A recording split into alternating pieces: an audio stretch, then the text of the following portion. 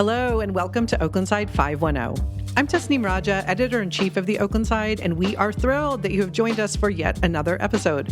Each week on the 510, we catch you up on the biggest news, and we take a deep dive behind the headlines. Today's deep dive, the Oakland sports renaissance. From soccer to basketball to baseball, Oakland's sports scene is experiencing a rebirth.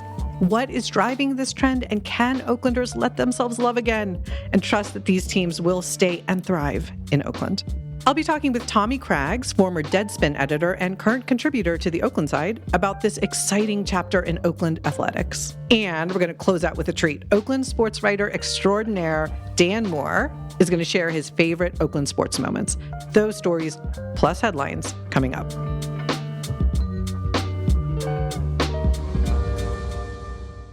I'm here with Esther Kaplan, our deputy editor, to run through some of our latest headlines. How you doing, Esther? I'm good. How are you? I'm doing all right. Okay, I'm excited to start off with a nature story. Here is the headline. Sequoia Country Club plans to cut 175 redwoods. Some neighbors are opposed. Well, there's a lot to unpack here. Sequoia Country Club is a huge club. It's more than 100 acres up in the East Oakland Hills. And as part of a major landscaping project, they're redoing all their irrigation and everything. They're planning to cut down 175 redwood trees, which are protected in Oakland. That's about half the redwoods on the property. Overall, they say the project will make the course more environmentally friendly and require less water. They say they're planning to replace the redwoods with more drought-tolerant trees such as native oaks and laurels. I mean, all of this sounds like a good thing. We know golf courses use a lot of water. Why are the neighbors upset? They like the trees, Tasneem. Sure, okay. Neighbors found out about the club's plans in a letter that the city sent to a couple hundred local residents on July 7th. And since then, they've been coming to community input meetings. They started an online petition that's gotten hundreds of signatures. They want to preserve these redwoods. If you're interested in learning more, we've linked to all of the reporting in this episode in the show notes. Go check it out. Okay, next story. What did Oakland buy last year? Much is a mystery.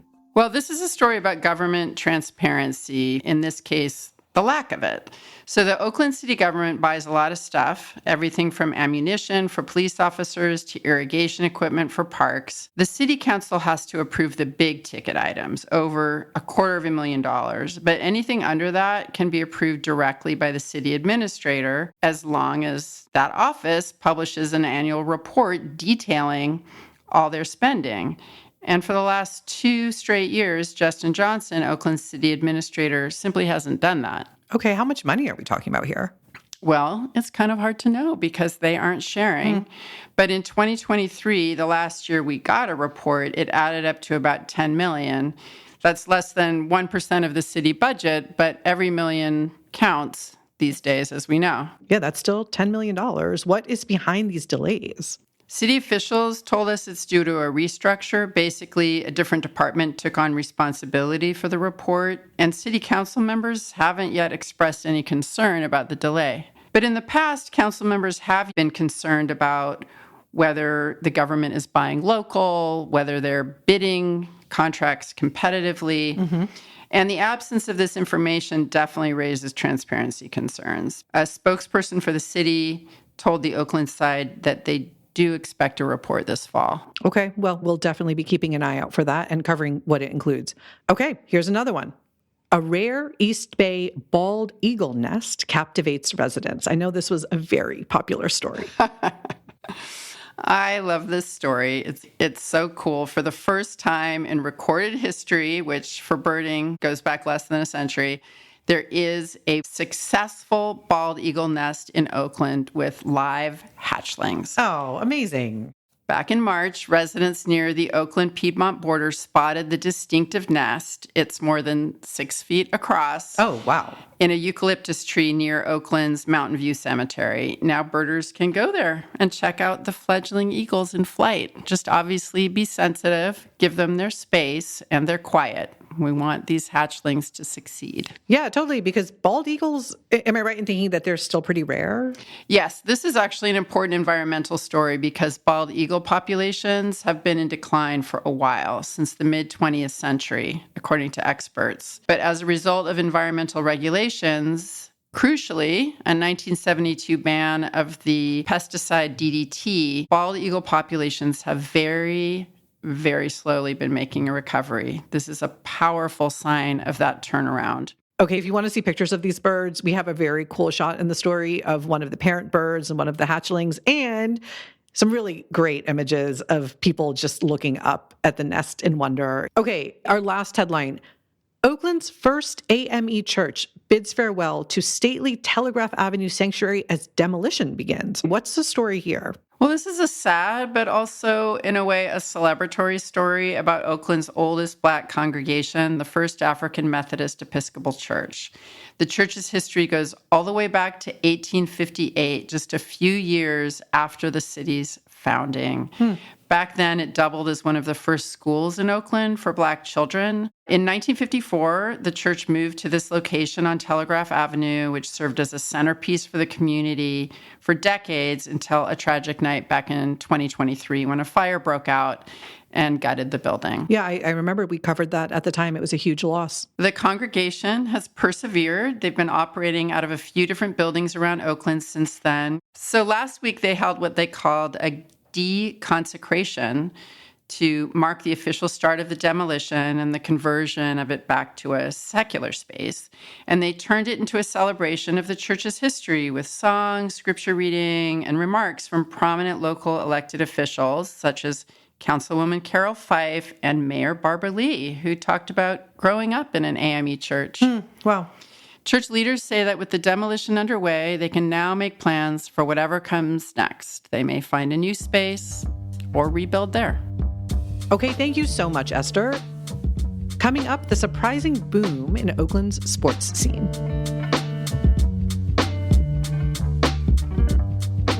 If you've been following Oakland sports news over the last few years, you might think it's been all bad news. The Warriors left for San Francisco in 2019.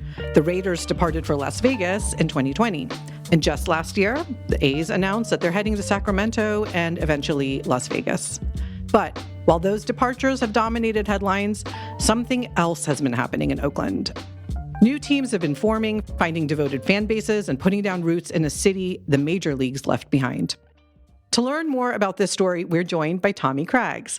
Tommy is the former editor-in-chief of the sports news site Deadspin, and he edits sports coverage for the Oaklandside. Tommy, welcome to the 510. Thanks for having me. Okay, Tommy, when people think about Oakland sports in recent years, they probably think about loss, right? Losing the Warriors, the Raiders, the A's, but you have been following a very different story. What has been happening? Yeah, it's been this incredible period of growth for smaller, more community-centered teams. We have the Ballers in baseball, the Roots and the Soul in soccer. There's the Oakland-based Women's Premier Basketball Association. As the big franchises have cleared out of town, you're seeing this flowering of a different model of sports and a different way for the city to relate to its sports teams. Okay, that's super interesting. I want to talk about some of these teams in particular. Is it fair to say the Oakland Roots seem to be leading this charge, right? Tell me about them. Yeah, they were founded in 2018 as a semi-professional soccer team. They now play in the USL Championship, which is the second tier of American professional soccer. They played before sold-out crowds at Laney. They sold out their home opener at the Coliseum this year. Oh, wow. What I think is really interesting about them is this explicit community orientation. They do a lot of the things local sports teams do, community partnerships, things like that, but they also have a unique ownership structure where fans get to own a piece of the team. They did an initial investment round in 2023, raised $3 million that way, and everyone who contributed became essentially a part owner of the club. You can't talk about New Oakland sports teams without talking about the Ballers. I know they're really hot right now. I mean, the Ballers are probably the big story of the moment. In just their second year of existence, they're the best team in the Pioneer League. One of their advantages over their other teams in the league is they get to pay California's higher minimum wage, and they are now dominant. Tell me about some of the other teams. So we have the Oakland Soul. They're a women's soccer team started in 2022, run by the same club as the Roots. There's also the Golden State Valkyries. They're the WNBA team. They're in their first year.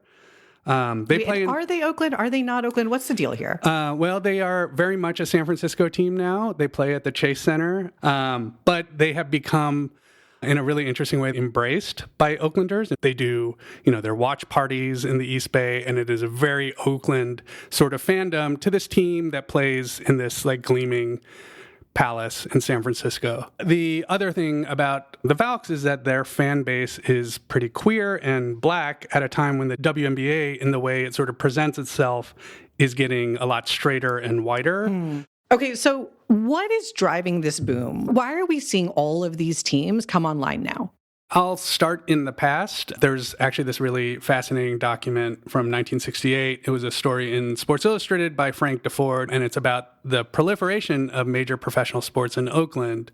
The magazine counted 5.5 professional teams based in Oakland, which it said was more than any other city besides New York and Chicago. And I think one of the things we're seeing with the kind of reorientation around the community is a reaction to losing all those teams. And we're seeing this direct response to sort of the forces that led those teams to abandon Oakland. We've talked about all of these heartbreaking departures. Like, why? How did the teams and the owners explain why they were leaving? Whether it's the Warriors, whether it's the A's, whether it's the Raiders, the refrain was the same, which is that Oakland just can't support a big, money-making endeavor like a professional sports team. And it was just this incredibly insulting refrain from these owners saying, well, you guys just don't care, so we're going to leave.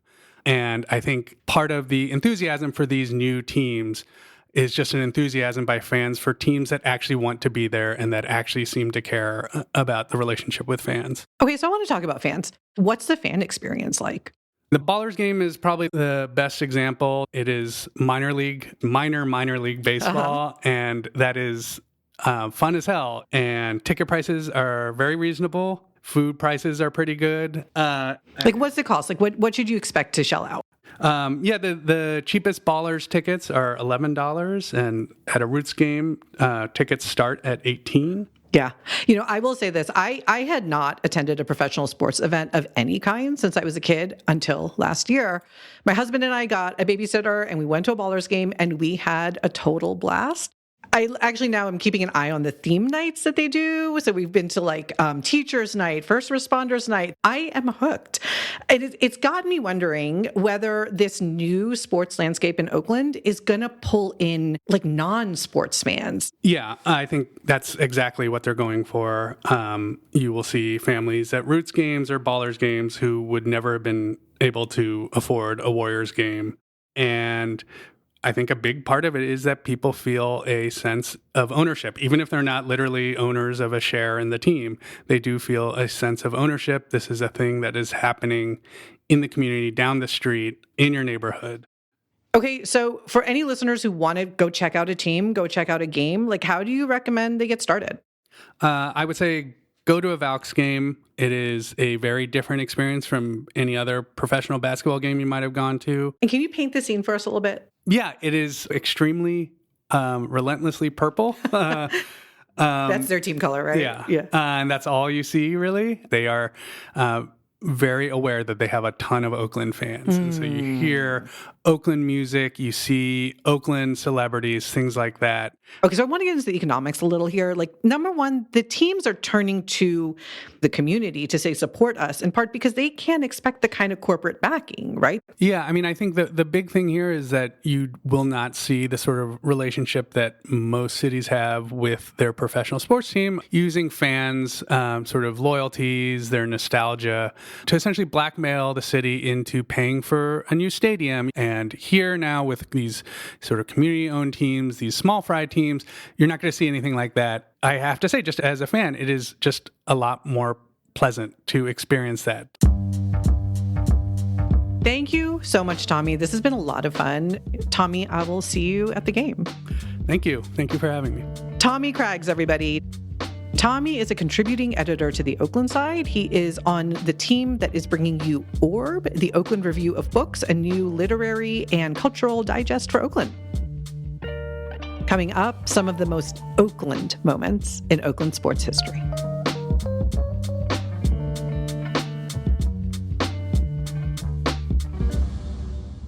Oakland has its share of legendary sports moments. From Rickey Henderson breaking the all-time steals record and lifting third base into the air, The bag from its moorings and holds it aloft. to Clarence Davis's legendary Sea of Hands catch. Looking. He's under the gun. He's fired. He throws. It is. Oh, he caught it. To the Warriors, Klay Thompson's epic 37-point quarter. And 37 in a quarter. But besides the athletes themselves, something else has made these moments special. Oakland. So as we transition to a new era of professional sports, contributor Dan Moore brings us his list of the top 5 all-time most Oakland moments in sports. Number 5, Rickey Henderson breaking Lou Brock's all-time stolen base record. Rickey Henderson, who grew up in Oakland, played high school ball at Oakland Tech, was drafted by the A's out of high school, and was simultaneously the most confident and joyful player in all of baseball, epitomized something sacred and fundamental about Oakland's soul. The image of him diving headfirst into third base before a sold-out crowd at the Coliseum when he broke that stolen base record, jerking the bag off the ground and raising it above his head. It's an Oakland sports moment when it truly felt like not just an athlete, but the whole city was on top of the sports world. Number 4, Raiders win their first Super Bowl. No team, perhaps in all of American pro sports, better represented the soul of its city better than the Raiders did Oakland's. And that relationship was at its absolute zenith in 1977. Their victory cemented on an absolutely epic 75-yard interception return by Hall of Fame cornerback Willie Brown that still plays in slow motion in every Raider fan's mind. Number 3, the A's win 20 games in a row. The A's in the early 2000s were the greatest underdog story in all of sports. The A's were predicted to be bad that season, and for the first half of the year they were. But on the back of a team that general manager Billy Beane had ingeniously stacked with young talent, they went on a torrid second-half surge that culminated in this 20-game winning streak. But it's how they won that last game that's truly cinematic. Oakland started the game by jumping out to an 11-0 lead against the Royals, but they quickly gave that up. They fought back and entered the bottom of the ninth with the game all tied up. A's manager Art Howe pinch hit Scott Hatterberg, a misfit toy that was one of Beane's signature finds that offseason. Hatterberg hits a walk-off home run. The whole city had packed itself into the Coliseum that night, and everyone lost their minds. Number 2, the Warriors' 2015 championship parade. Oakland sports had been defined for a few decades by that point by owners who either refused to spend on their team and on the community, or who didn't much like the town. See Mark Davis and John Fisher. So when the Warriors won that year on the back of Steph Curry, the most exciting player in the sport, it didn't just call for a parade. It called for a reclamation of pride and a reminder to the world that Oakland was a sports city capable of celebrating like nobody else, and so everyone showed out. More than 1 million people crowded into downtown Oakland that day. "I can't tell you how good it feels," said Curry, addressing the crowd from the stage at the end of the route, "celebrating the city of Oakland like we should." Amen, Steph. Number 1, the reverse boycott. This was the most rousing instance of grassroots fan activism in sports history. In 2023, the owners of each of Oakland's beloved sports institutions had decided to abandon the city because they thought they could make more money elsewhere. First, the Raiders and the Warriors left in 2019 and 2020, and in April 2023, A's owner John Fisher finally announced he'd be following in their footsteps. But fans weren't having it. On Tuesday, June 13th, the same day the Nevada State Senate approved public funding for Fisher Stadium in Las Vegas, A's fans staged a protest, a plan to pack the Coliseum with fans for a Tuesday night game against the Rays, to refute the lie that Fisher had for years been manufacturing about A's fans as part of his effort to win approval to abandon them, which was that they don't care about A's baseball. In this, it succeeded wildly, putting on display precisely the sense of defiance and soul that makes Oakland so singular of a place, and Oakland sports fans so singular a community.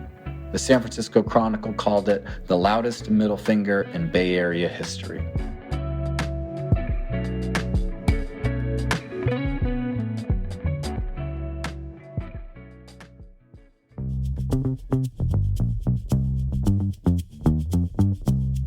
That's our show. Thank you for listening. Oaklandside 510 is an experiment that we're trying here at the Oaklandside, part of Cityside Journalism Initiative's network of newsrooms in the East Bay. We're planning this as a 10-episode series for now, but if you love it, we would love to do more. We will be reaching out at the end of this pilot run about ways that you can help us keep it going. And if your organization would like to sponsor some episodes, we would love to talk. That email address is editors@oaklandside.org. And by the way, we've read everything you guys have sent in. Keep it coming, and we'll be getting in touch with some of you. Thank you to Tommy Craggs for joining us to talk about Oakland's sports renaissance. Thank you to our audience. This show was produced and engineered by Charlie Mintz. Esther Kaplan was the show's editor. I'm Editor-in-Chief Tasneem Raja. See you next week.